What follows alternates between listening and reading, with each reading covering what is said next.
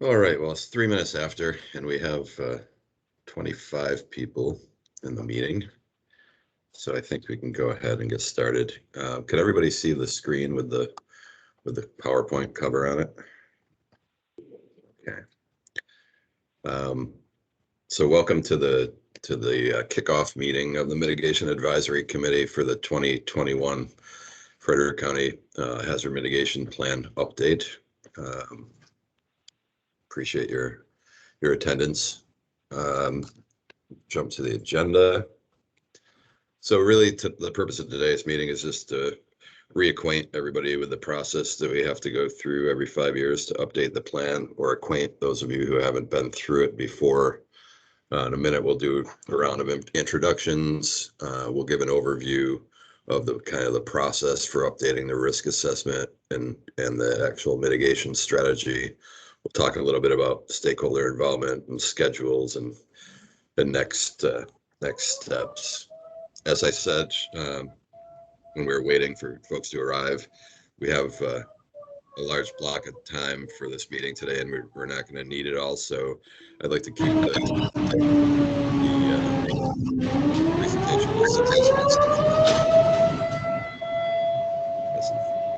sirens in the background, but I'd like to keep the presentation as informal as we can, and there's several points throughout the slides where we'll stop and talk about things and gather information from you all. So feel free to jump in at any point during the presentation with any questions or comments that you have. We'll keep it as informal as we can. So for intros, realize there's a lot of folks on the line, so this might take a while if we go through this all kind of formally, but if you could, I'll go down the participant list, and if you could just give your name, your department, if you have any thoughts or goals for the projects or things you're concerned about, feel free to contribute that information as well, just so we all know who's here and who we're talking to.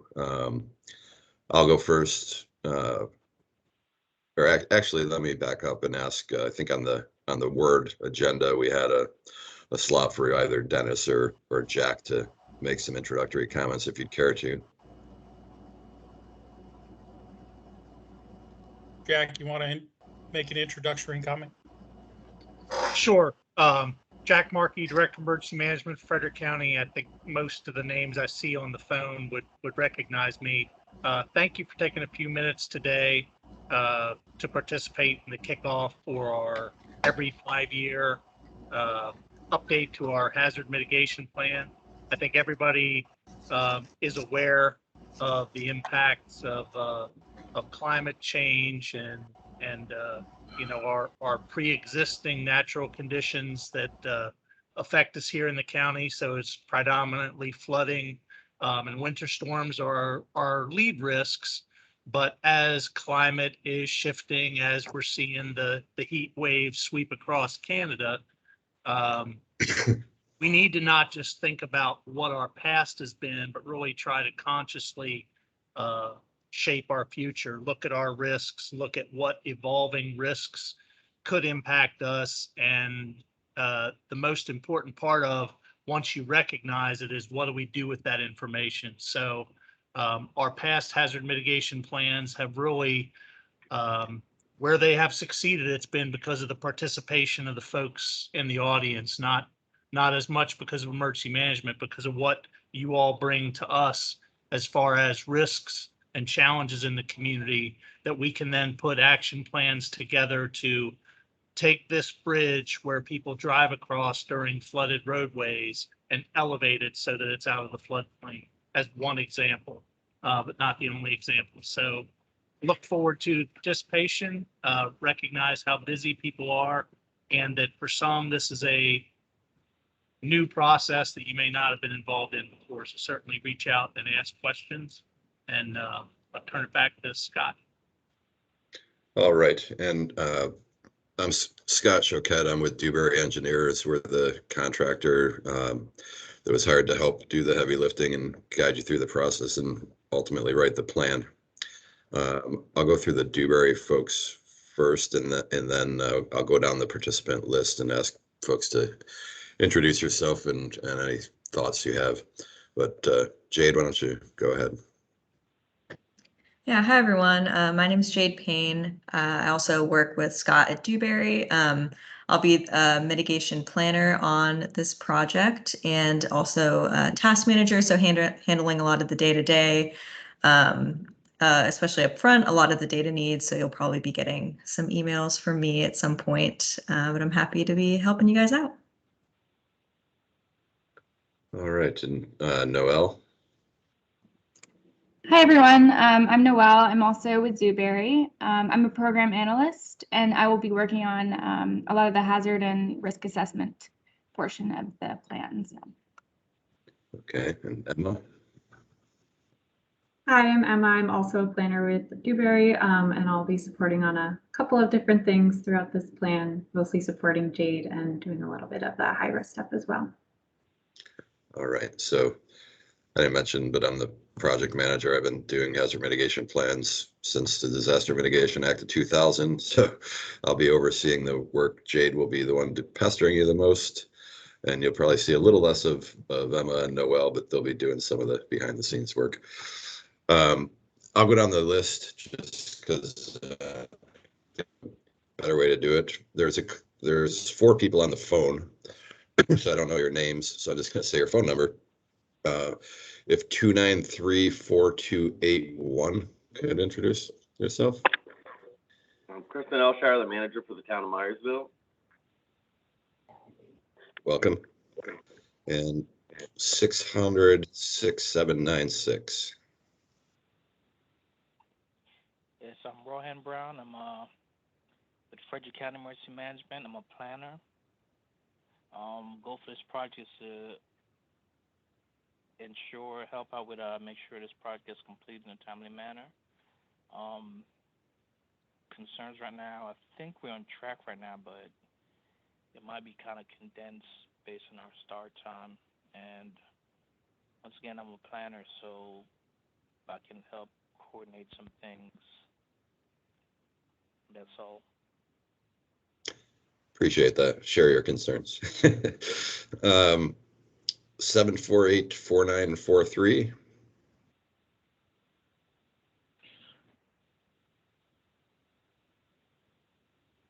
David Warrington, the town administrator for the town of Mount Airy. Welcome. And 834-7500. Good afternoon, everyone. My name is Abby Ingram. I'm a project coordinator for the City of Brunswick. I work in the Planning and Zoning Department. We pretty much do all the permitting for the city. Actually, we wear a lot of hats down here, so anything related to FEMA or stormwater, MS4, MPDES, we do all the management for that down here. My goals for the project is to contribute as much as I can for the city, learn something along the way, try to learn what's going on in the rest of the county, maybe try to integrate some mitigation strategies, bring them to the city. The issues that we're mainly concerned about down here with Brunswick, we have the whole city's pretty much on a slope. So while we have riverine flooding, a lot of our problems are coming from flash flooding. And what expertise can I contribute? My background's in geography. I love GIS, working on getting my CFM. So I'm hoping to roll all this stuff in. And yeah, looking forward to the process. Happy to be here. Great. Happy to have you. Dawn Ashbacker. Yeah, very good. Nicely done. I am the Sustainability Program Manager for Frederick County, the Office of Sustainability and Environmental Resources. There are a few of us on the line, so I don't know if it would throw you off if I throw this to our manager, Shannon Moore, and she can introduce our office, and then we can. Yeah, that's fine. Okay. That's fine. Shannon, do you want to? Yep, that's fine. Thank you, Dawn. So I'm Shannon Moore. I'm with the Office of the County Executive, our Sustainability and Environment Office. We have 2 main areas of interest in the hazard mitigation plan. One is flooding related due to stormwater, because we manage our jurisdiction's stormwater municipal separate storm sewer system permit. So we're really interested in seeing how we can kind of inform the work that we do with this. For example, we manage our capital improvement program for stormwater retrofitting, and we're looking at tying that in with issues of climate change and flooding, so that we can anticipate where we would, see additional flooding in the future and kind of dedicate resources to it. We're also kind of coordinating with other divisions on a drainage assessment team called DART. Public Works is part of that, and that is also part of being more proactive about flooding and addressing citizen issues. So that kind of whole complex, and tying in with planning and their water resources element, which also has a stormwater component. Spoiler alert for that. Sorry, Kim. And then the other part of what we're doing, which is climate change planning. So that's going to include vulnerability assessment and plans for adaptation and resiliency on county infrastructure as it relates to the public. So we're going to be looking at things like addressing the increased potential from climate change for fires, heat, flooding, and they have a number of other issues.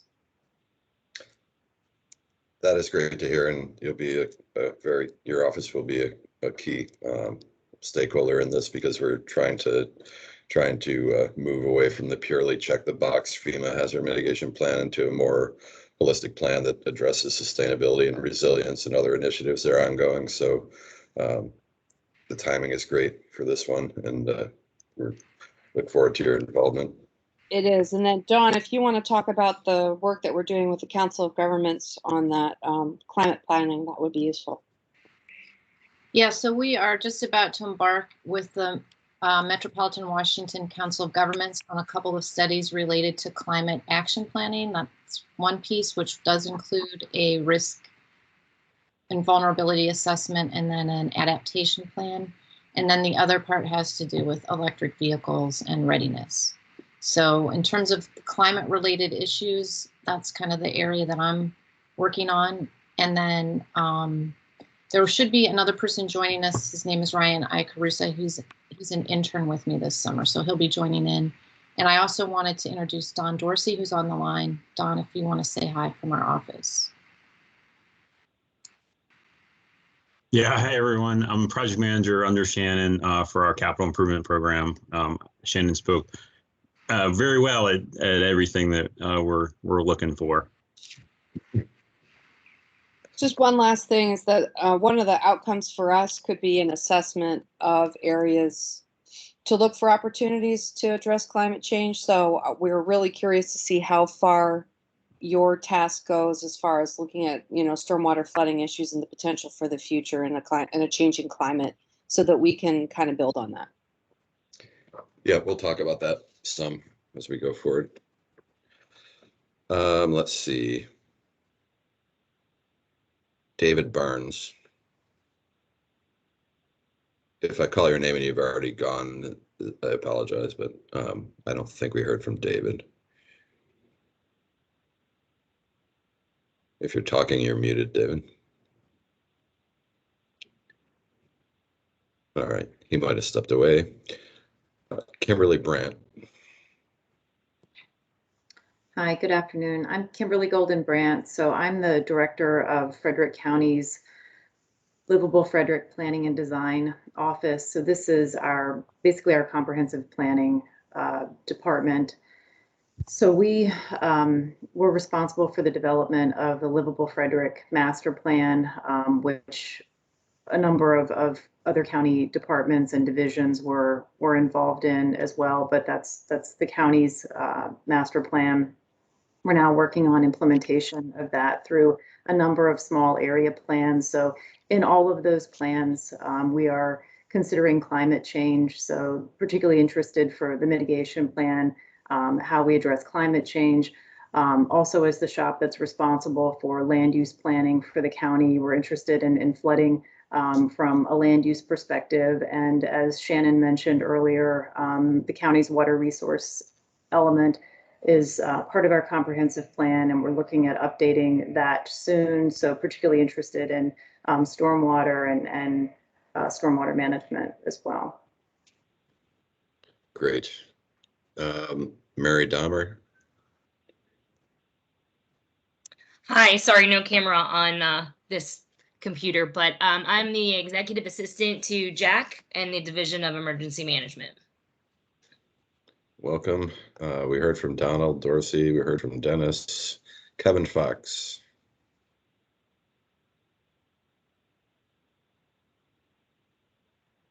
Kevin Fox is the emergency and training and emergency management coordinator at Mountain Marriage University and also All right, training and emergency management. We heard from Christine, or no, did we? Christine Gentry.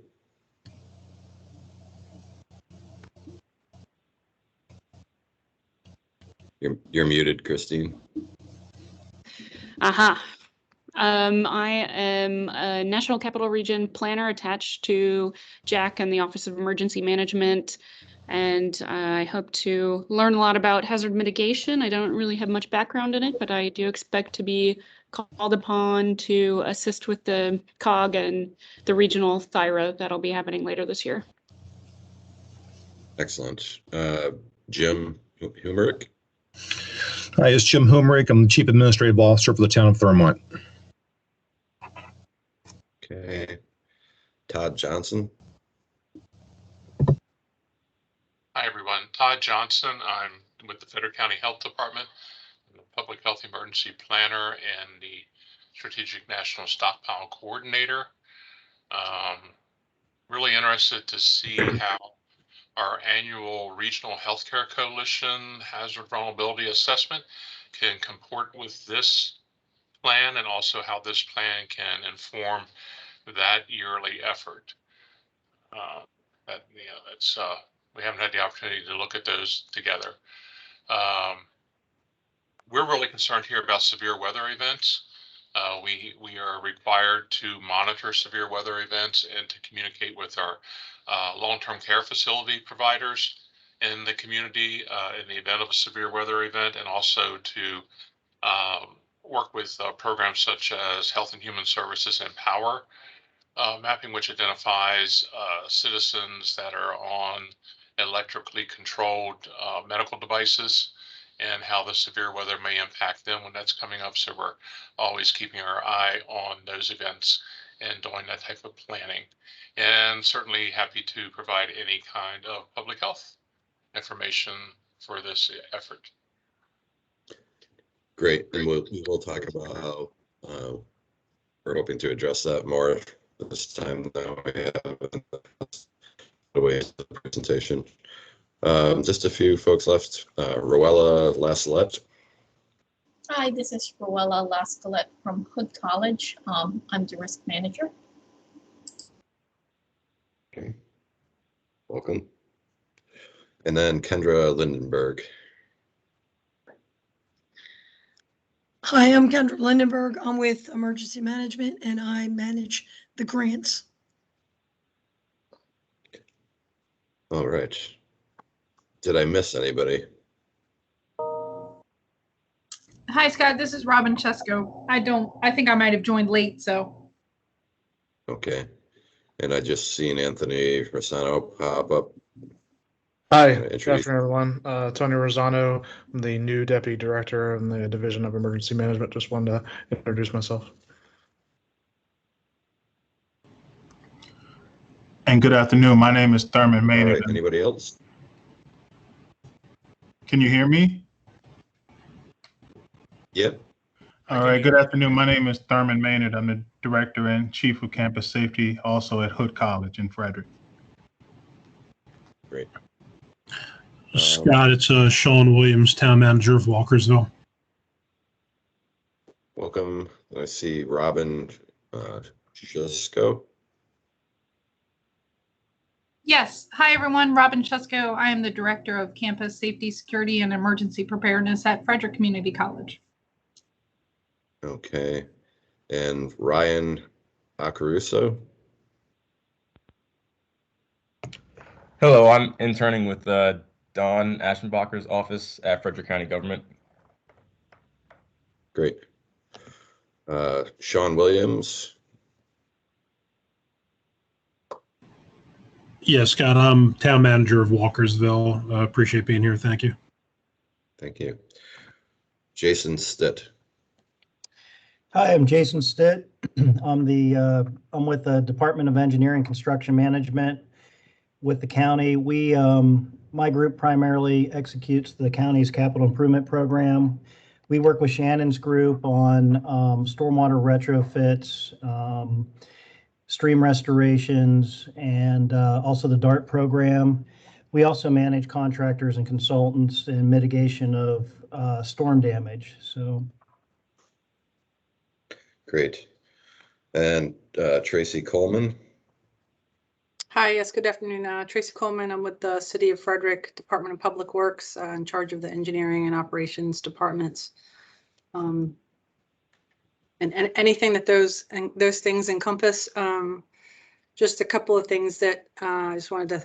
We talked about flooding and weather in the city. We're also concerned about karst and the potential for subsidence, and then also the challenges with making sure we're maintaining our aging infrastructure and the effect that has on, or the effect that weather has on that. Thanks. Great. All right. One last time. Anybody I missed? All right.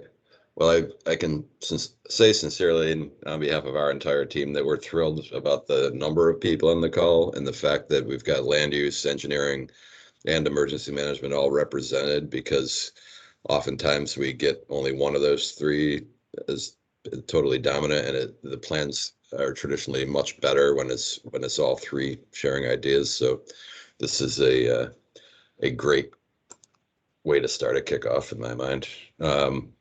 So we've done introductions. So the decision makers, we've sort of broke this up a little bit different than we've done it in the past, just because we're going to be doing a lot of, if not all of it, virtually.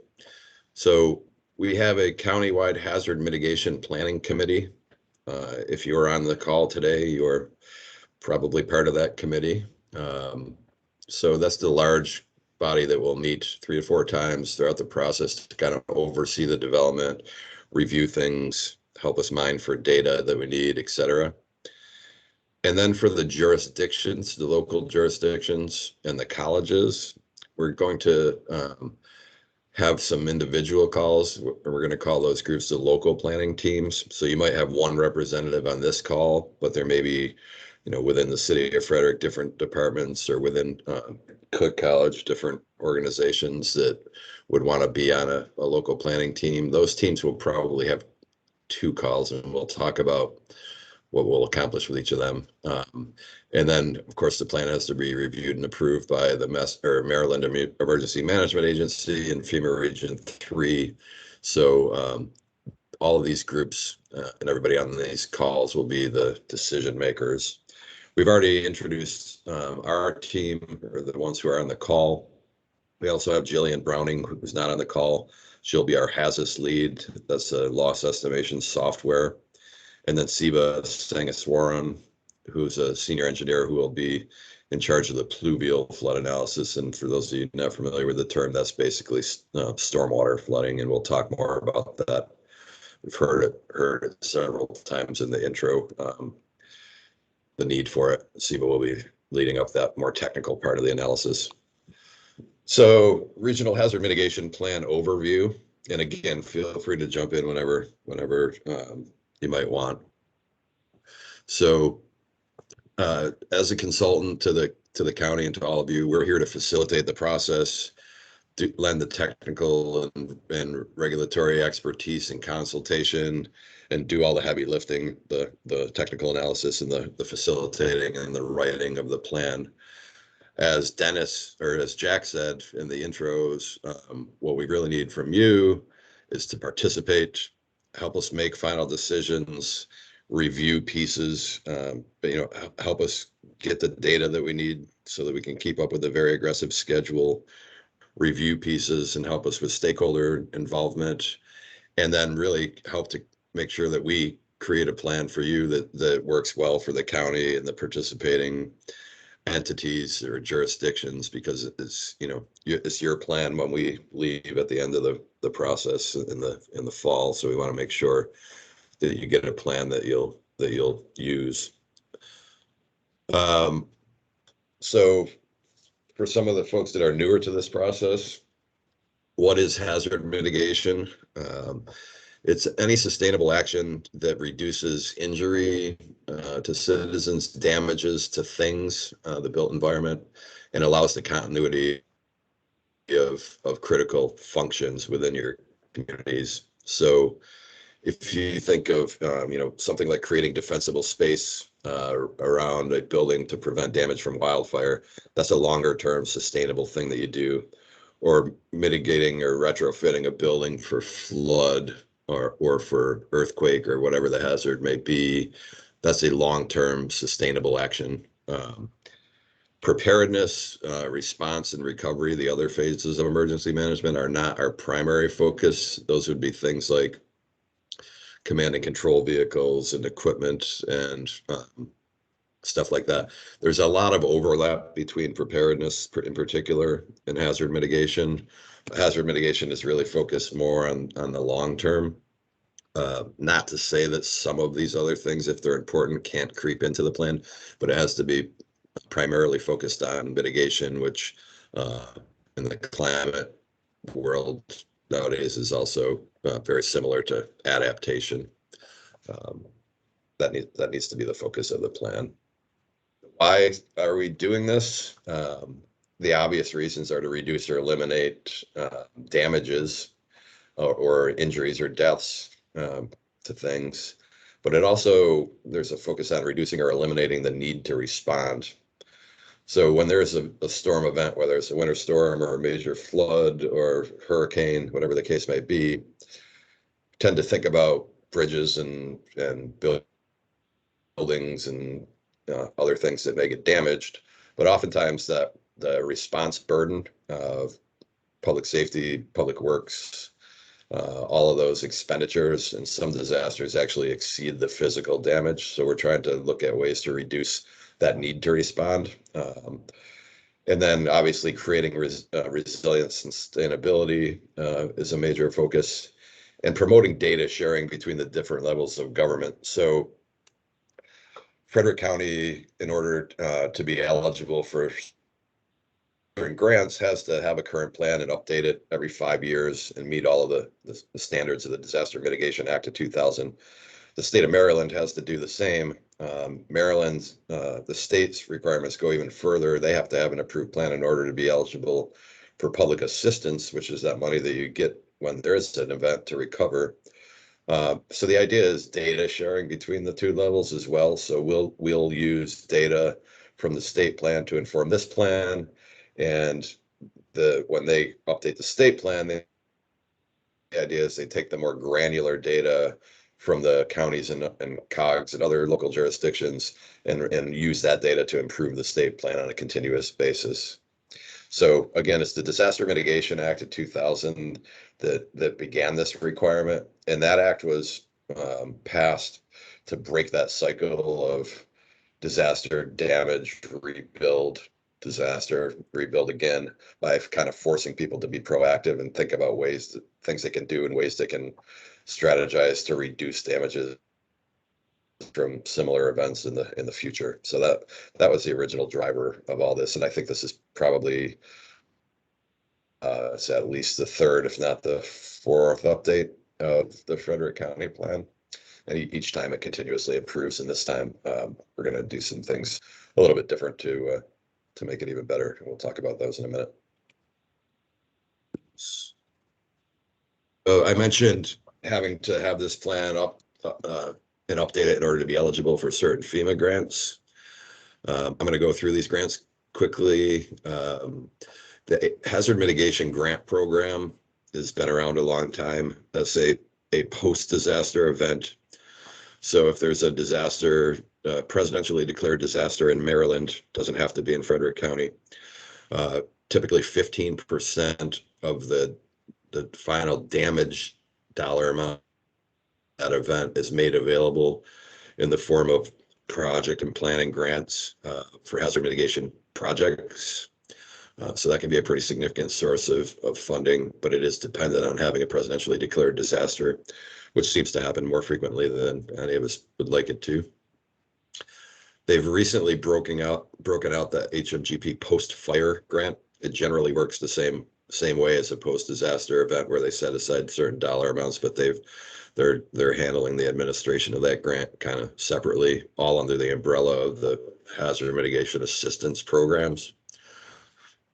Flood mitigation is a program that's tied specifically to the National Flood Insurance Program and in buildings that are insurable under that program. It's a smaller amount, but it is made available annually. It doesn't require a disaster.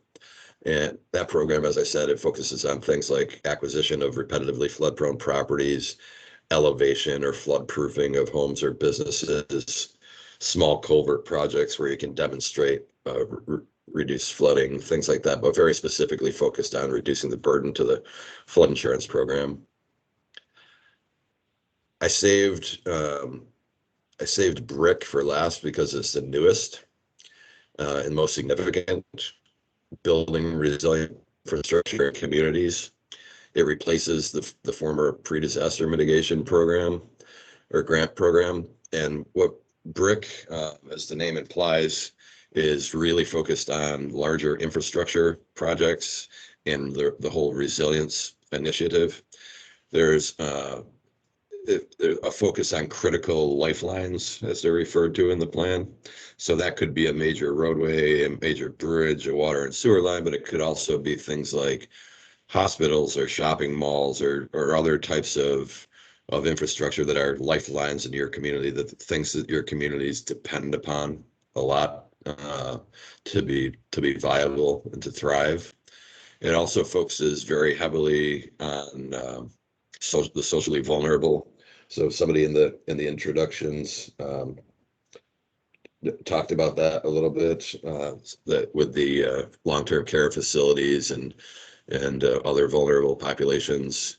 But the other interesting thing with BRIC is there is a capacity and capability growing component of it where you can apply for grants for planning and studies and increasing your capabilities and capacity within your community before you take on large projects. And then there's the larger sum. And this one is available annually now as well. And currently the next round, which will be available, I believe, around December, is funded to the tune of $1 billion this year. So it's by far FEMA's largest and newest grant program. So that's one to pay a lot of attention to, and we're going to try to tailor some parts of the plan to identify projects that are kind of real specifically focused on that BRIC program. All of these programs are administered through the state. So the Maryland Emergency Management Agency is the grantee. The county or the colleges or the local jurisdictions are the sub-grantee. So you apply for the grants through the state when they're available. And they're all administered that way. They require a 25% cost share in most cases. And then just lastly, before we move off of this slide, although this plan is required to access these funding under these FEMA programs, we strongly encourage you not to make it entirely just a FEMA-oriented document to get at these programs. There's a lot of other funding sources out there, especially lately with different climate adaptation and resilience programs, the Army Corps of Engineers, EPA, a whole bunch of different entities. So identifying projects that may be developed in this plan that are suitable for other grant programs is very important. So encourage you to cast a broad net when we get to that point. So some of the update requirements. Each time you update the plan, there has to be a comprehensive planning process. It's designed to build relationships.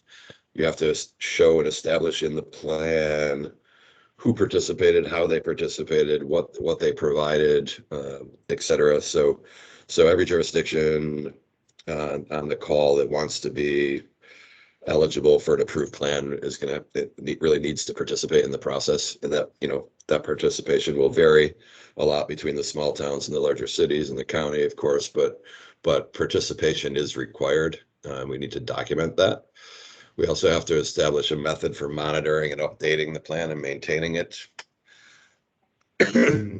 Each update requires a refresh of the risk assessment, where we create a profile of each hazard that impacts the community. What are the vulnerabilities caused by that hazard? What are the quantifiable losses, and how is development and other changes in the area, including climate change, should have put that on the slide, changing that landscape and the potential vulnerabilities. And then the focus on taking that strategy. If you think of the risk assessment, that's sort of the homework that you make before you do the investment. The investment is in the mitigation strategy and the actions, and it should link back to the risk assessment. All hazards that are identified and quantified in the risk and vulnerability assessment have to have actions to address that particular threat. And then always we're trying to improve mitigation capabilities. So we'll look at current policies, programs, other initiatives that you're undertaking, and identify what's going really well, what the gaps may be that can be filled by an action or a strategy. And then lastly, it has to be reviewed and approved by MEMA and FEMA in order to be adopted every 5 years. And that sometimes they move the goalpost just a little bit, and we address that when we get there. But we don't typically have any problems getting through that. So the planning process, there's a pre-planning phase where we identify those committees and teams that we talked about up front. We start developing some of the outreach and data sharing components, such as a website, a story map, some things we'll talk about later. And this is where we collect data and with your help, and probably the part where we pester you the most, and then we go away for a month and a half and work on the risk assessment, and then come back and start presenting progress to you. But that's where we are. We're at the kickoff meeting today, where we'll talk a little bit about data collection and the mission. And then the next time we'll have one of these larger group meetings. So in between this kickoff meeting and workshop 1, we'll have some local planning team and college planning team meetings to get more granular, nitty-gritty data from you. And then we'll come back with a draft of the risk assessment at workshop 1, where we'll also do public surveys, work on the capability assessment piece, and begin the process of developing goals and objectives as we move forward. Also at that phase is where we'll probably have a first public meeting or a public workshop where we'll introduce this process to the public. We'll show them some of the results from the risk assessment and try to solicit feedback. Workshop 2, and these are milestone workshops. There'll be a lot of communication in between, but workshop 2, we'll have the capability assessment and the risk assessment done and polished, and then we'll start working on the mitigation strategies and the action plans for all the participating jurisdictions and the colleges. We will do that also on smaller meetings, one-on-one with the different entities. It's difficult to accomplish remotely with a group this large. And then workshop 3 will be to review the draft plan, at which point we'll have another set of engagements with the public and stakeholders prior to wrapping it up and shipping it off to MEMA. If there's any significant changes, we'll have a workshop 4 to address those changes. Even if there's not, we'll probably have a workshop 4 to walk through the adoption process and the things that need to be done. Public outreach, mentioned a few times, is part of the requirements. One of the most pesky parts. Data collection and public participation are typically 2 of the biggest challenges anytime we do a plan like this. But you have to include residents, and you have to include business owners, large employers, colleges and universities, which I'm happy to see are involved. And then stakeholders, there's a little bit of overlap between those two groups, but chambers, neighborhood associations, other federal agencies, et cetera, different people that might have input. I want to pause here. You'll see in the bottom right-hand side of this slide, just a little pop-out chat, and we did that on several of the slides to break up the monotony of listening to me talk and to also hopefully get some information from you all. So at this point, and you can either enter it into the chat or use the raise your hand feature on the top of the screen, or just blurt it out, whatever you prefer. But are there any thoughts on who we should get involved right from the beginning as stakeholders? Scott, did you have Fort Detrick as part of your stakeholder? They surround not only our college property, but some FCPS property. So they've been involved in several things that we personally have had going on. But of course, we recently had an incident at their location, or they had an incident at their location that involved a lot of community response and other issues. And Scott, a representative from Fort Detrick was invited, but I didn't see him sign in. He did accept the meeting, but okay, Fort we'll Detrick is make one of our federal partners.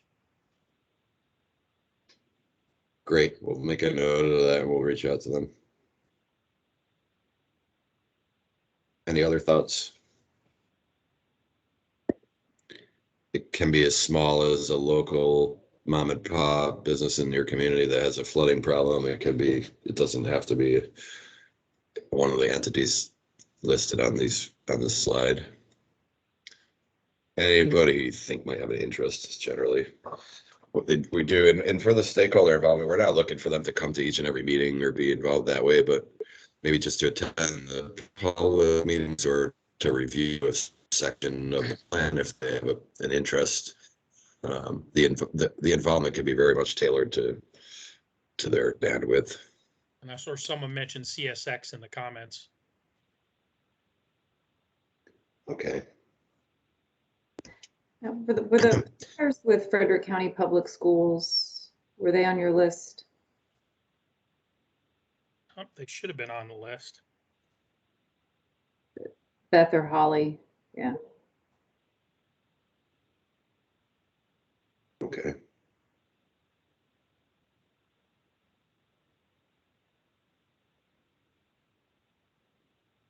Any other thoughts come to mind?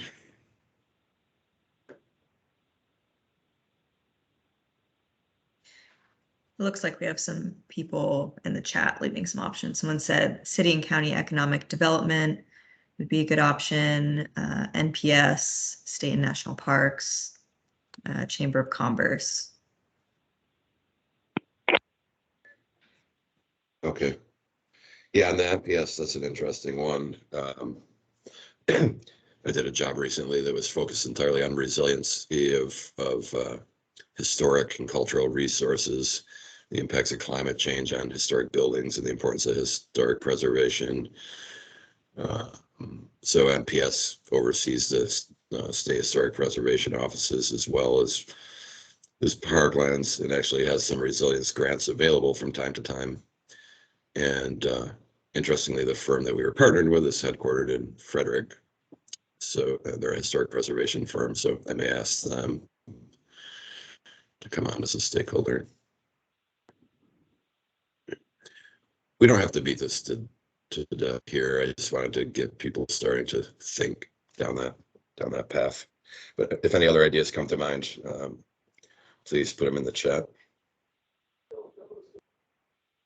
So in a virtual world, these are some of the things that we're doing a little bit differently. Before, we used to just have a couple of public meetings and beg people to come and hope that they showed up and try to muddle through it. We've been for quite a while now doing online surveys where we'll do a blast. We'll ask each of you to put it on your social media pages, on your websites if you're able to.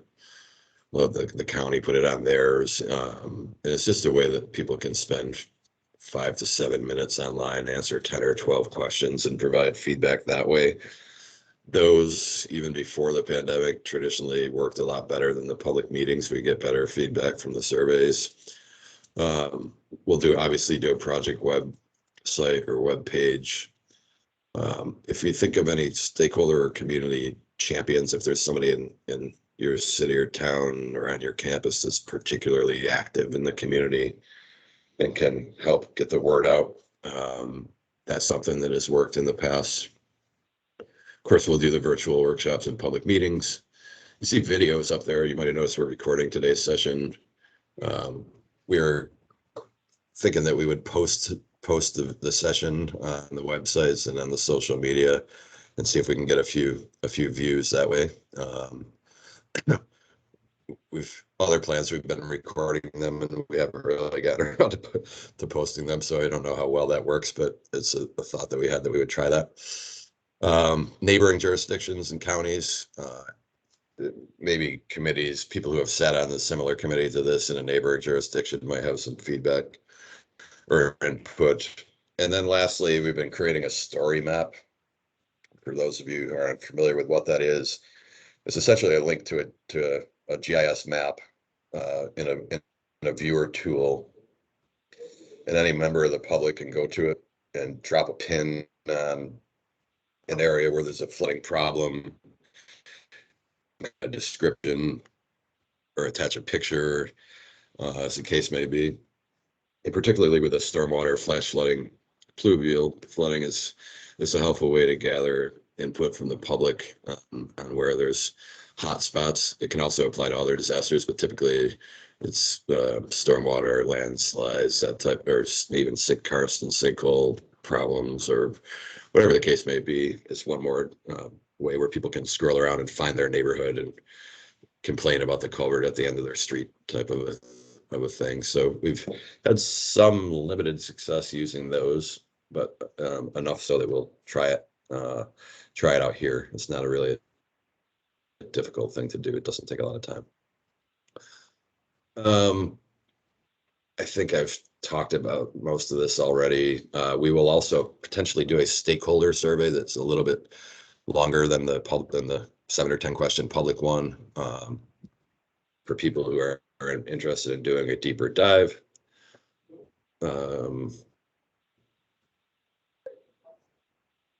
Yeah, so I jumped ahead and covered all of these, but yeah, those are some of the activities that we'll be undertaking with your help to spread the word and try to get some input.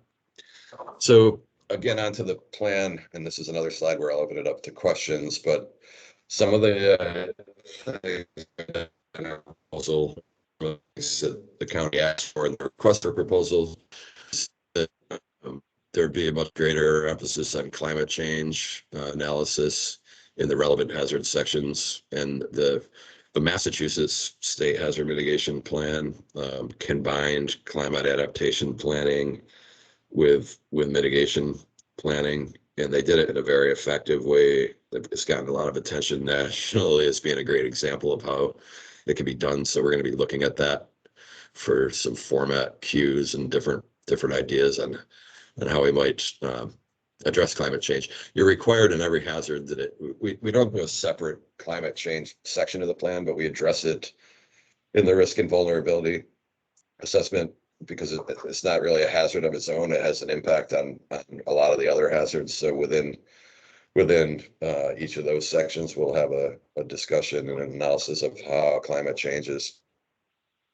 impacting flooding and the high intensity, short duration rainfall events and drought and all the other hazards.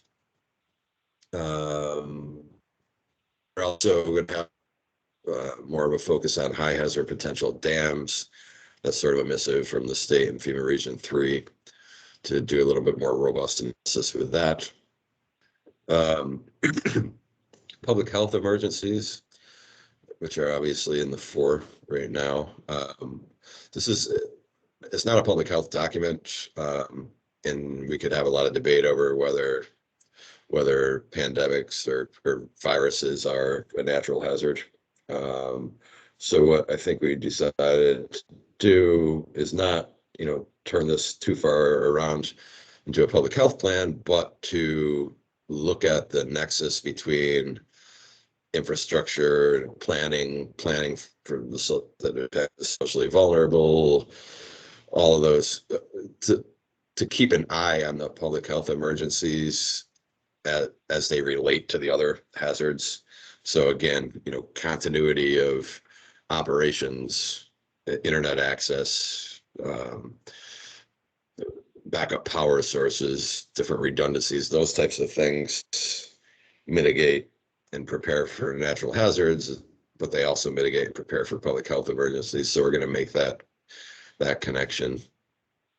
The CRS is the community rating system as part of the National Flood Insurance Program, where if you participate in the NFIP and you go above and beyond the minimum requirements, which many of you do already, and document that kind of painstakingly, you can accumulate points and have a reduction in your category in the CRS. And with every reduction comes a 5% discount on flood insurance premiums for all of your residents. So we've been asked this go around to sort of, not to help you get into the CRS program necessarily, but to look at the next steps to obtain a rating and do an analysis to see what it would look like if you're interested in doing that. We all know that the price of flood insurance is not going down, and the CRS program has become a lot more popular in recent years because of that. So we'll do an analysis regarding that. And then MEMA and FEMA review the plan, and when they do that, they usually have things you have to fix and things you should look at next time. So we'll go through the things you should look at next time list from back in 2016 and address those comments. There's a few other things that we'll hit on in the next slide or two, but are there other general things that people feel strongly should be changed or included or considered this time that maybe weren't the last?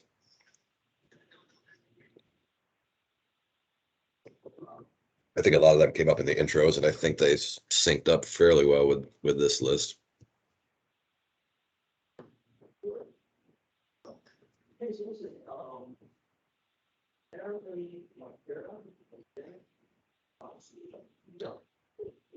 All right. If there's anything that we've missed, feel free to pop it in the chat or raise your hand or just jump in at any time.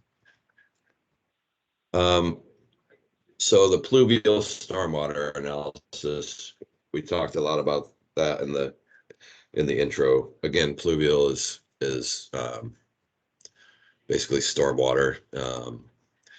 Traditionally, these hazard mitigation plans, because they're driven by FEMA, have focused on the FEMA 100-year floodplain, and there's a loss estimation software we'll talk about in a few minutes, but they've traditionally very much been focused on floodplains out of the Bank River Reen type of flooding, and what happens when you get those particular types of flooding with climate change. Before we started really noticing climate change, but certainly more and more as we go along, there's these increases in very powerful, high intensity rainfall events that are happening, particularly in the eastern part of the country, that are creating these floods that are not necessarily the rivers jumping out of their banks, but just creating as much damage from overwhelmed drainage systems, et cetera.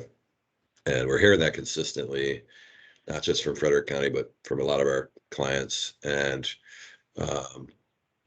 so this, for the first time in Frederick County, and probably one of the very few in the country in terms of mitigation plans, we're going to do an analysis.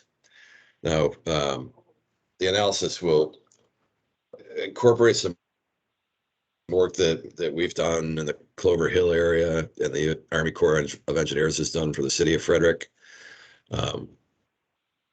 Develop a very high-level approximated stormwater model, the 2D hydraulic model for the county. It's going to be high level. It's not going to take into account every bridge, every culvert, all of the drainage infrastructure, because a model like that would cost significantly more than this entire plan times 2 or 3. So we're going to take the budget we have and develop a decent informative model that is prepared in a way that it can be improved upon, can again in the future. And we'll probably put a strategy in the plan to continue to do that between plans, but it'll be a great start, and we'll develop some risk products, depth grids, extent of flooding, and water surface elevations for these types of high rainfall event scenarios. And that will allow us to create some water surface elevation mapping and to look at exposure, what's at risk in those areas. So that's a very exciting carve out that the county was able to get extra funding from MEMA in order to do this, and this will significantly enhance the quality of the flood section of the plan.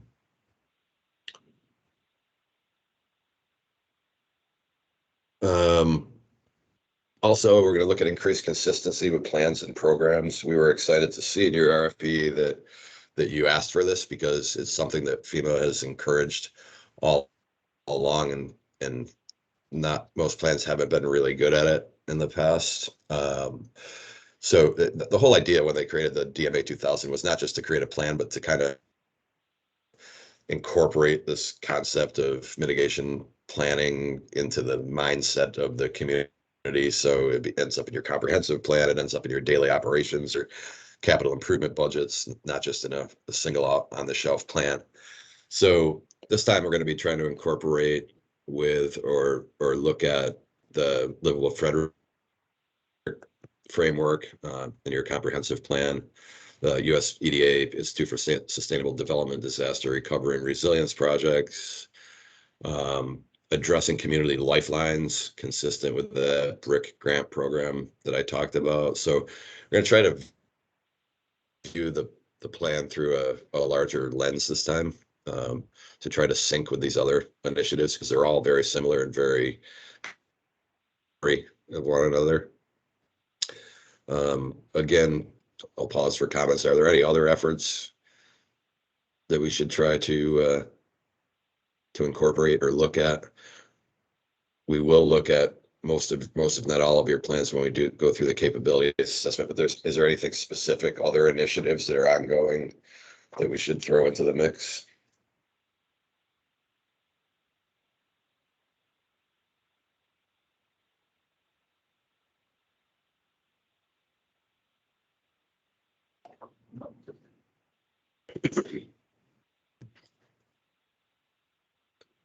Okay, again, feel free to put them in the chat or email us, or there'll be time question at the end.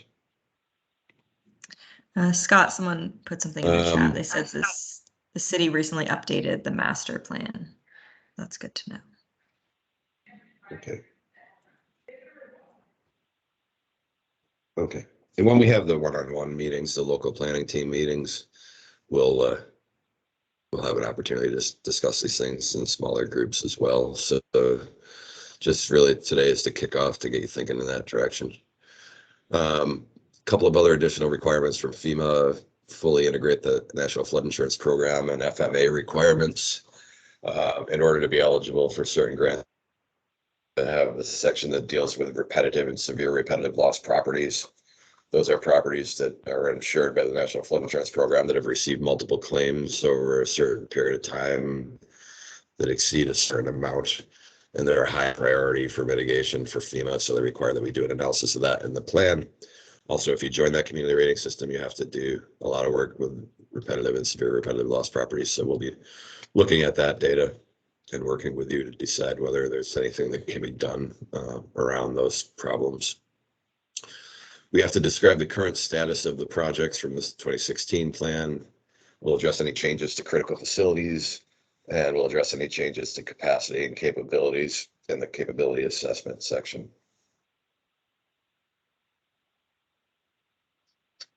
So this is another discussion slide.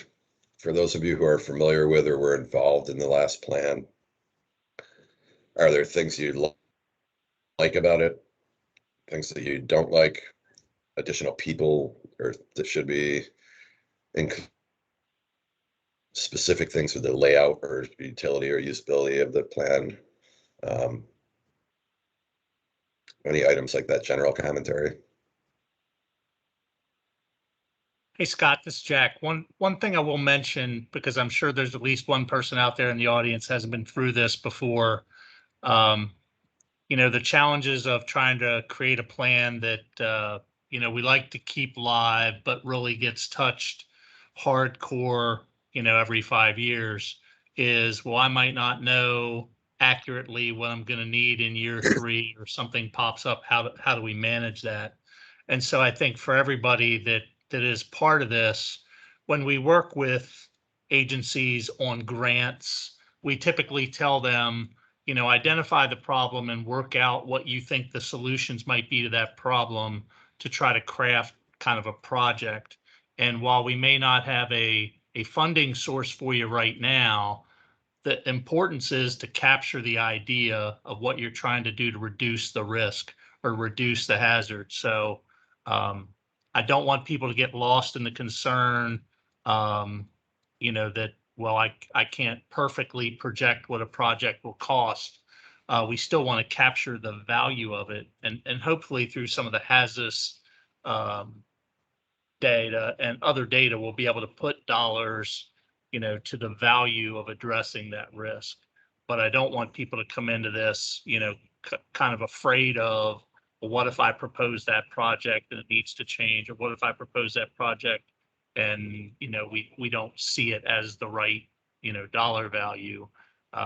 This is really about what needs to be done, not necessarily every decimal point detail of a precise plan, if that makes sense. Yeah,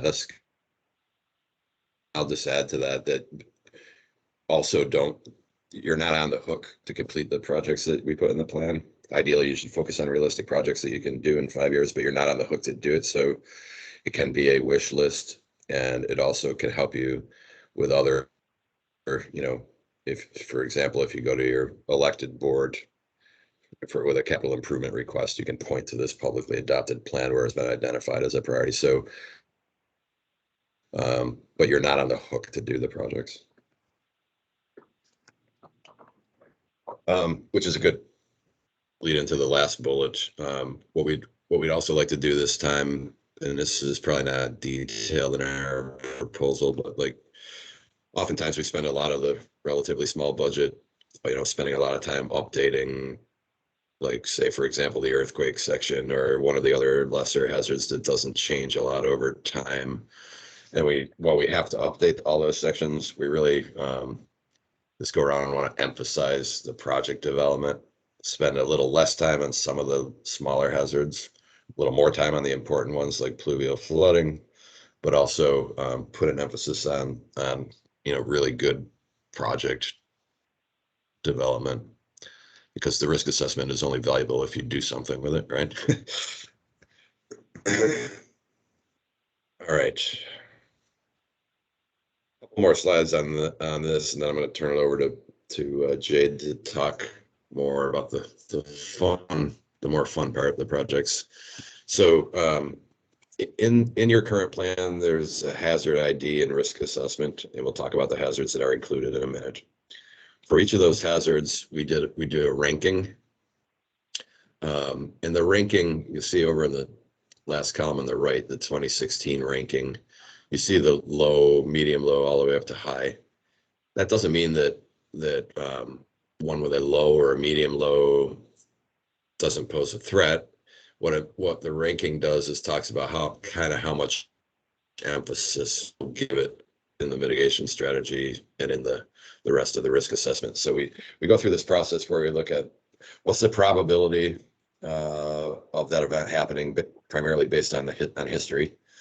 What's vulnerable if it does happen? Is it going to wipe out the entire community, catastrophic, or is it going to impact? You know, think of lightning, for example.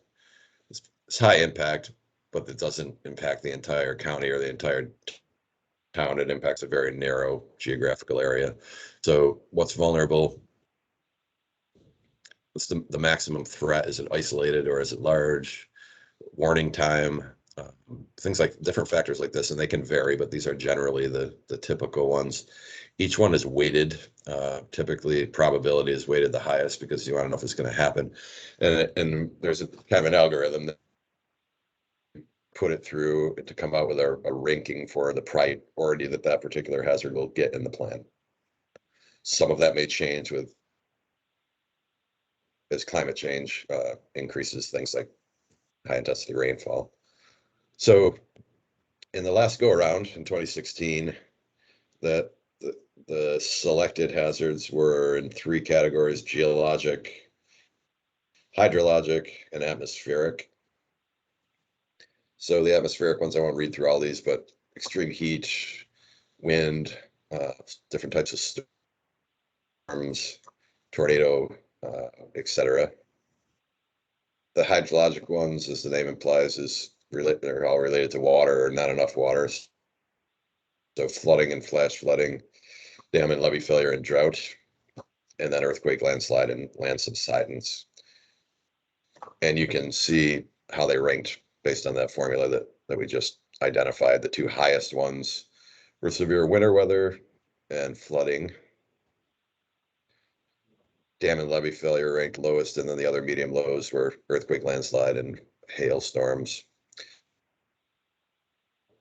Earthquake is interesting because it's an example where you can have catastrophic impacts, but the probability is so low in terms of time frame. So if you look at a 1 in 1,000 year event that would cause catastrophic damage, although it makes it very hard to plan for, and it makes it very hard to get money to do a project because the benefit cost analysis doesn't work out, because every building and every piece of infrastructure has what's called a useful life.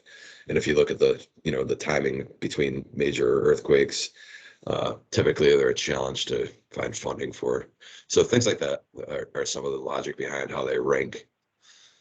In the third column, we have 2021 consideration level, and all we did is copied over the 2016. So we'd be interested in your thoughts and feedback on what you think might have gotten worse in the last 5 years, or what we might have got wrong 5 years ago. So any feedback that you have, and what we'll probably do is we'll go back through the Excel tool with the algorithm in it and incorporate your feedback and tweak it and send it around for you to review. But we just wanted to get a feel for, are these still the right hazards? Are there some that should be eliminated because they don't make sense or they're not worth the resources? Are there any that should be added, or has anything changed significantly that we should know about?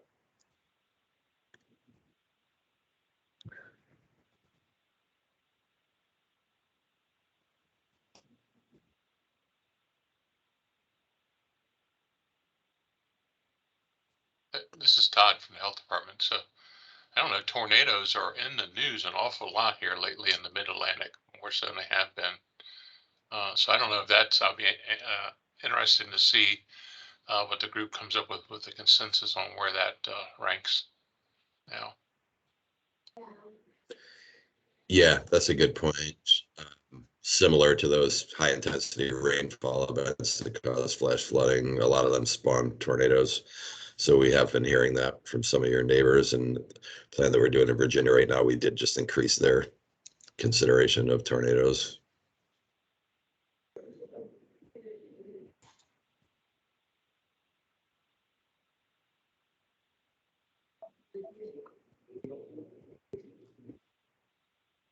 Yes, Jack. I think some of the climate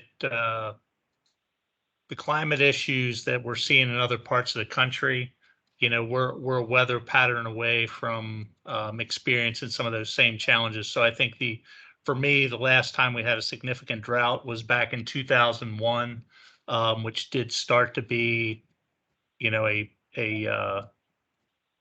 pretty serious impacting event. And if you see what's going on, in the Southwest, we're not the Southwest, we're not Phoenix or New Mexico, but some of those broader climatic patterns elevated temperatures for extended periods of time and the potential for drought, I think are ones that it's worth having a conversation and pushing back and using Dewberry's expertise as well as some of our other sustainability resources to look at that and kind of see what our comfort is with the edge of, you know, how we handle that today and what's our next challenge with that. Yeah, I agree. All right. And then when we do the local planning teams, there may be particular communities that don't necessarily. This is the overall countywide ranking. So a small campus, for example, may have a particular hazard that causes more trouble in that environment, and we'll have the opportunity. We try to have an overall ranking for the whole planning area, but in you know, your sections of the plan, we can address things that specifically are that may be a medium for the rest of the county, but are really high for your jurisdiction. Right. So we mentioned the updated data call for the HIRA.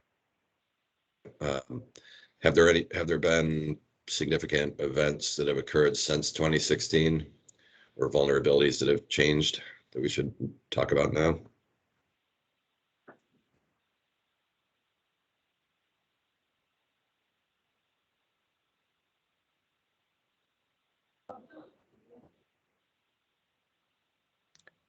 We did have flooding in May of 2018, and I just saw Shannon mention that too. Michael. Yeah. Was that from Tropical Storm Michael? I think. Okay. Do you know if did any of the cities or towns or the county have FEMA public assistance payments from that? Yes, they did. Okay. There was public assistance payments. There was SBA was made available for residents. Okay. We had, and that was probably the last declaration. Yeah, we had over 500 homes that were affected.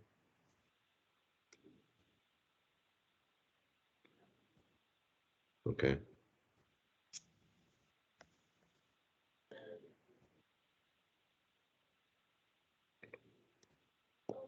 All right.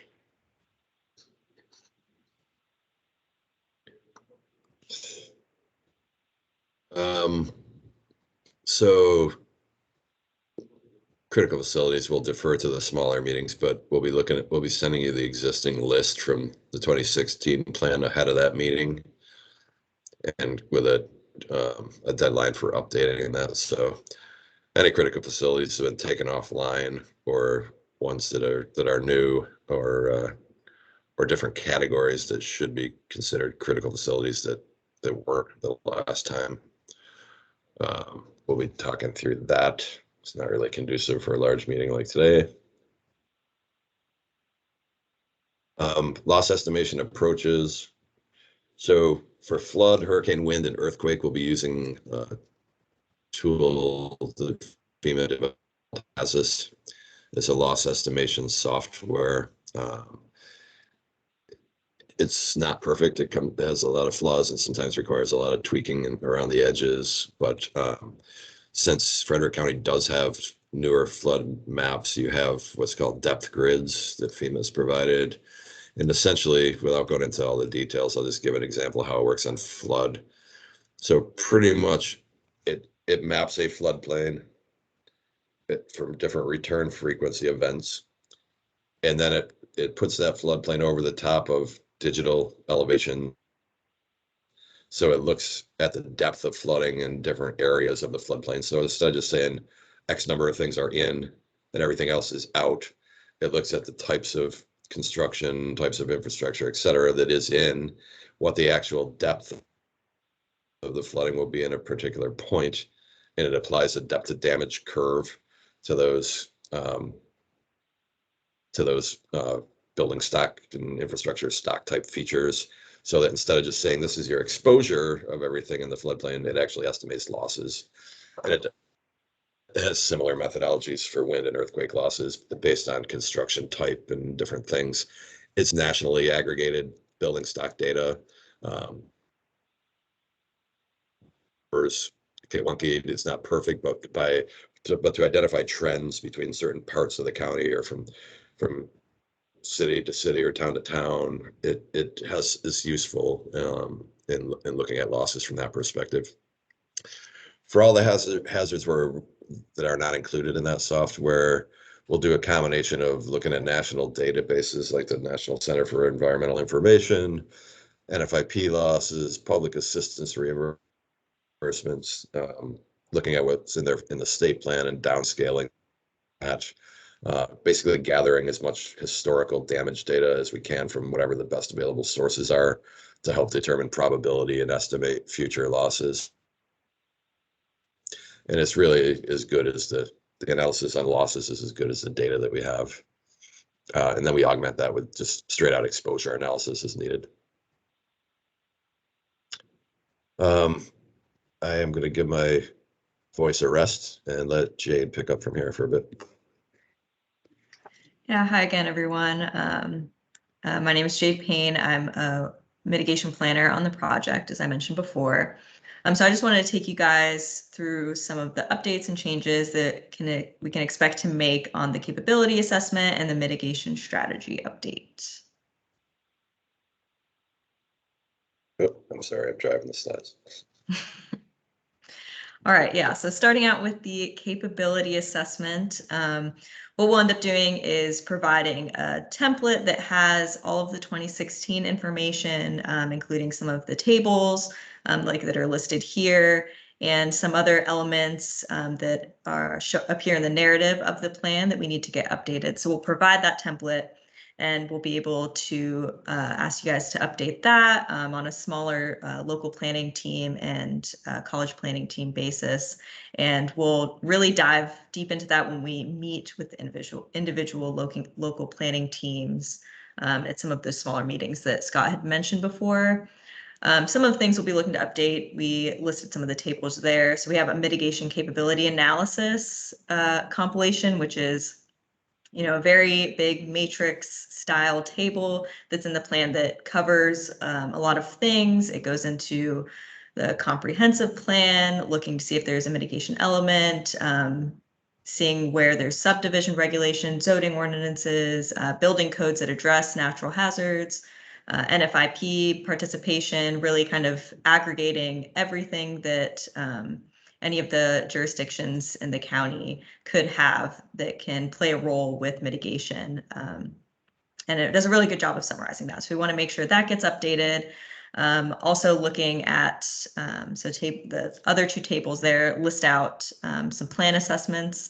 So that just gives a general description of some of the plans and also some recommendations for how mitigation can be further incorporated into those plans. And I saw that someone put in the chat that the city recently updated their comprehensive plan. So we'll be definitely taking another look at that and providing some further recommendations. Go to the next slide.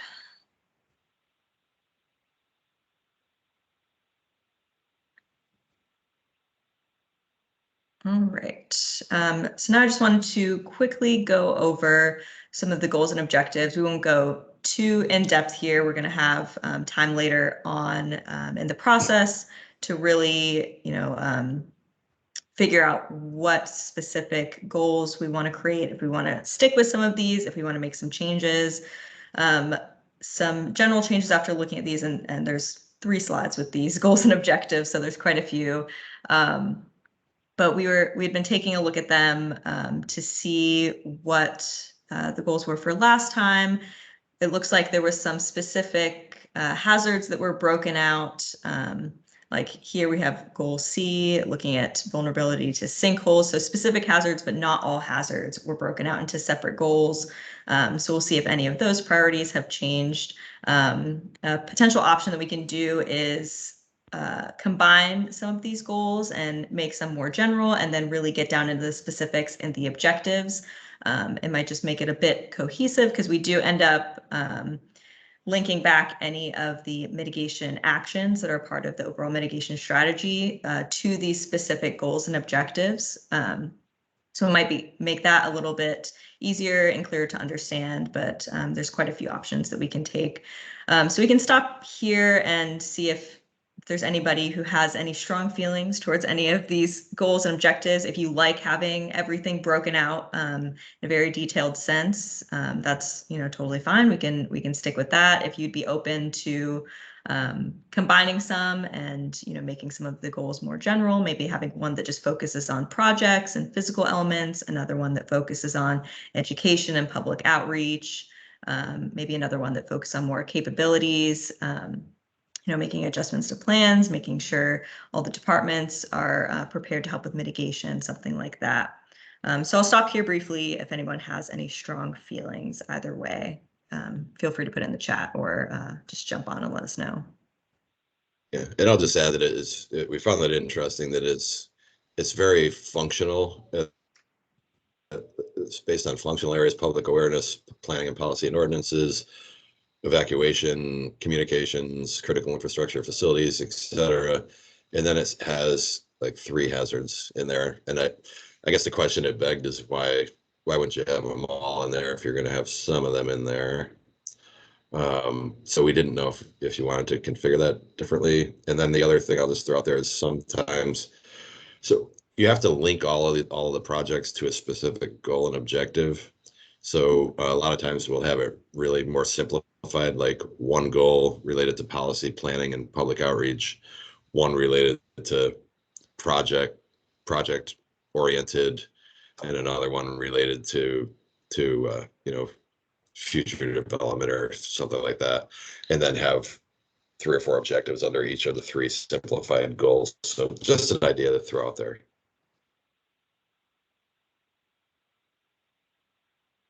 If they're perfectly relevant as they are, then we don't need to touch them. There's no requirement to update them. We just need to look through and make sure they still make sense 5 years later.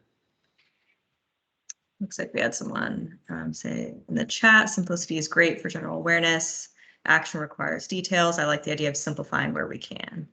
Okay, that's great. So we'll, like I said, later on in the update process, we'll be taking a look at these, and we'll be providing some options and suggested changes that you guys can make edits to, approve all of that, and make some final decisions on. So if it sounds like simplicity might be better in this case, we can go ahead and try and consolidate and simplify, and then get into some of the details, maybe in the objectives. So that sounds good. All right. I want to move to the mitigation action slide, Scott. There must be a lag. I'm on it. Oh, yeah, there is. There we go. So here, we're going to be compiling kind of like an action disposition table that will go through all of the actions and strategies from the 2016 plan. And we can update and decide if it was completed, if we want to remove it, if something specifically came up that complicated it, any kind of details like that we're going to include in a disposition table. And it just helps us keep track of progress. So we can kind of remain consistent through like any kind of staff turnover or any kind of changes that might have happened in the past few years, kind of keeps us accountable. So we'll be including that, and we will be compiling that list and distributing it to you guys. We're going to be getting into the details, the nitty-gritty in the local planning team meetings, going through a lot of these mitigation actions, and also taking into account if you've provided any updates in the interim. We'll include those to help save some time as well.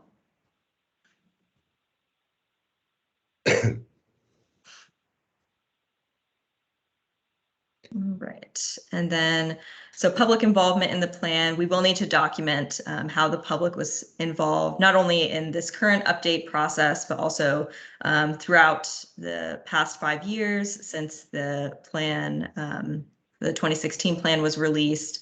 So we have a little pause for discussion here. Didn't update, this isn't a higher update discussion. We're going to be talking about the public. So if anyone, I just wanted to get some input on how the public has been kept involved during the past 5 years, and how receptive they've been to that involvement. If there seems like they're showing interest, if they're speaking about some of their concerns, if anyone has anything to speak to about that, go ahead and throw it in the chat or just unmute. And I'll just add to that quickly before we open up the discussion, like that every plan says that during the 5-year implementation strategy, you'll bring the public in and involve them in the process. And I don't think in 20 years I've really seen that happen more than once or twice. So if you can think about, you know, what you're doing with climate change adaptation and livable Frederick and other things where people come in and talk about hazards and concerns, it overlaps. Scott stole my thunder there. Is I do think there are a lot of things that mitigation professionals would consider mitigation, but some people just call it's my job. So Shannon's team in particular, you know, are tirelessly on the, you know, a similar path to us with sustainability and all that they do for the community. So I think there's a lot of work that has happened, but it's a segmented, more a project look. Tracy, for example, in the city, you know, in the aftermath, well, before the 2018 floods, but definitely in the aftermath of the 2018 May events, have done significant work with the Army Corps, public meetings, those kinds of things. So I think it'll be a matter of the team members here bringing some of that to the surface. But yeah, a lot has happened, but it's not under the guise of the mitigation team. It's more once the every 5-year kind of strategic approach and strategic level of projects are identified, then we move into more of an action phase where it's more driven around projects, grants, responses to emergencies when that's required. But yeah, I think that's where that's where the practicality comes in anyways. I think that's what, you know, FEMA and just anyone who's involved in this plan would want, you know, people just getting involved in the projects and in the day-to-day things that come up as you're carrying out the mitigation plan, and not just trying to check a box and holding a generic mitigation plan meeting. So I think that's great. If they're being involved that way, we'll definitely be trying to collect some of that specific information so we can include some updates about that. But I think that's a great way to incorporate the public, you know, even after this is released in the next 5 years, keep doing it that way. And then as a part of the update, we'll be coming up with an ongoing outreach plan so we can make sure it's focused on incorporating the public during those projects as they come up. Yeah, and as an aside, I keep waiting to see if FEMA will eventually, one of these years, allow people to, you know, stop calling these a separate hazard mitigation plan and do resiliency planning like everybody's doing, because a lot of people are doing really good things like your offices are, that are resulting in the same thing, but you still have this requirement for this kind of prescriptive plan and process to address one agency. And I keep hoping that someday they'll continue to provide funding, but give communities more leeway to kind of do it their own way. But we'll see. All right, and then just to wrap some things up here. So as we move into updating the mitigation actions, one thing that we want to move away from is including a lot of the ongoing and continuous actions that the county and the jurisdictions are already doing. So these are just more capabilities. They're things that, you know, you guys are pros at, you have it under control. Maybe it's set on a schedule, you do it every so often, whatever the case may be. It's something that, you know, you're not really striving to start or implement. So we'll be moving those kind of actions more into the capability assessment section of the plan. And that'll just help us move, also shift away from, you know, focusing a lot on preparedness and more towards true mitigation, you know, looking at the long term, like Scott had mentioned before. Another thing we're going to look at with some of the actions is avoid saying, consider. We want to use a little bit more concrete language. So the example that we have here, consider enrolling in the CRS program. It's pretty vague. It's considering just thinking about it for a moment and then moving on. It's hard to track it. It's hard to attach some kind of metric to it. So that's what we want to transition to. So instead of saying that, we could say quantify the costs and benefits of enrolling in the CRS. It's just more trackable. It's something that FEMA looks for. So we'll be trying to do that when we focus on updating some of the mitigation actions. Yeah. Do you have anything else to add, Scott?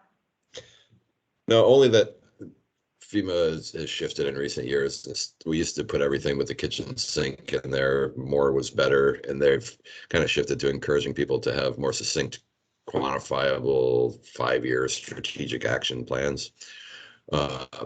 The only thing I'll add is that, like, if you, some of the continue ones, like everybody always put, continue to enforce the National Flood Insurance Program regulations. Well, you're doing that already. So it's a capability, like Jade said. But if there are ones that are important to you for reasons that they're in there like that, it's not to say that we can't do it. All right. So for next steps, we'll sort of formalize this committee and the local planning teams.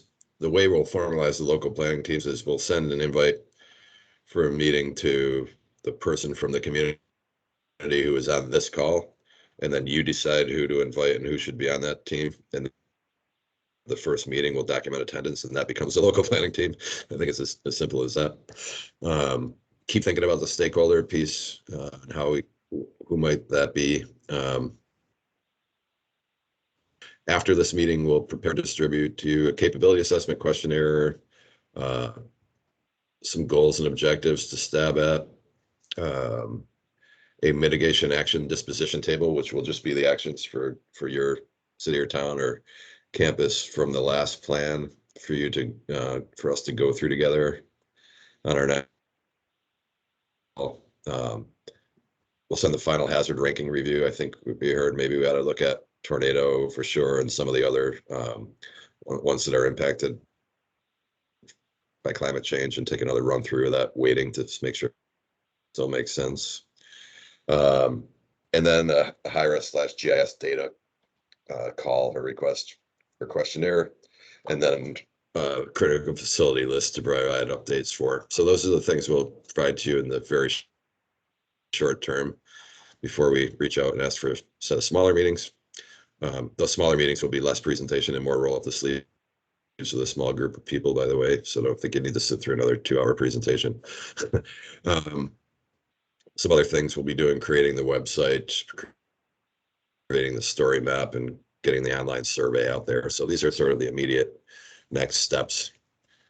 This is a little redundant, but that data call will ask for a list of hazard events, damages, any public assistance payments that you had, new plans, policies, regulations, things that have changed since 2016 that contribute to climate adaptation or resilience or mitigation.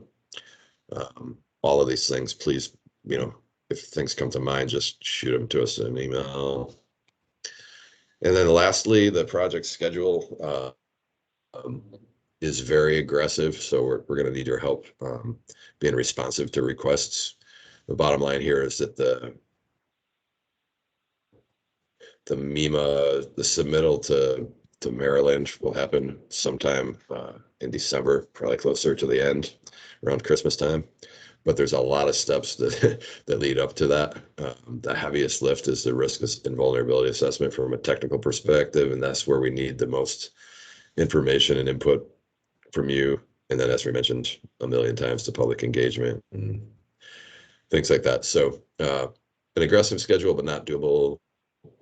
We just please ask that you be responsive and provide what input and data you can when we ask for it, because typically public and stakeholder input and data collection are always the two biggest challenges that screw up the schedule. So if you can help with those two things, we should be able to make it without a problem. And this is important too, because I think the plans, the adoptions start to expire, if I remember correctly, somewhere in this time frame. And also, I'm saying this time frame, I'm pointing with my mouse here to the January timeframe. And that BRIC grant, if you're interested, is going to come out in the November, December timeframe. So kind of important that we stick to the schedule and have a plan in before expiring, before the others expire, or even if they did expire, having a 100% complete plan and review usually prevents you from getting knocked out of getting a grant. So that's where we are. That was a lot of presentation to listen to. So I appreciate the patience. Any questions or comments or things that we can do for you before we call it a day?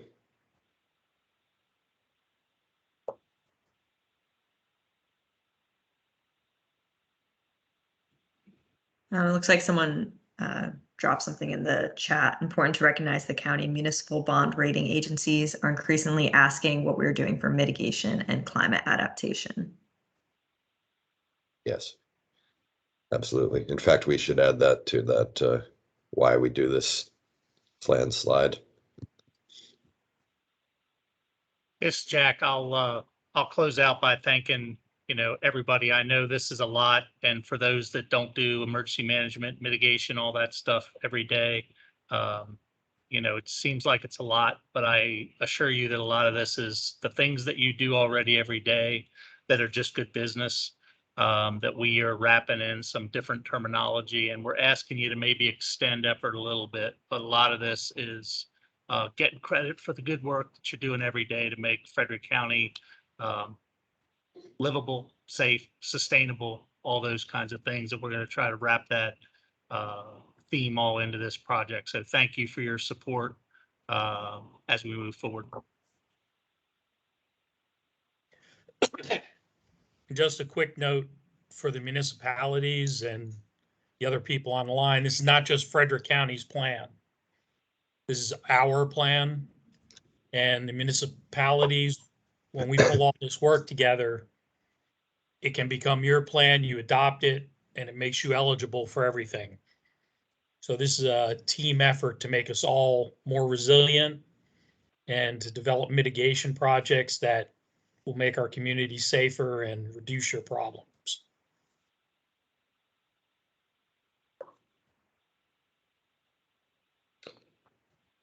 All right. Well, I'd just like to thank everybody for your time. We do this an awful lot, and some places are better than others. And this participation and the size of this group and just the things that came out in the intro are very encouraging to us. So we're happy to get started. Look forward to working with you.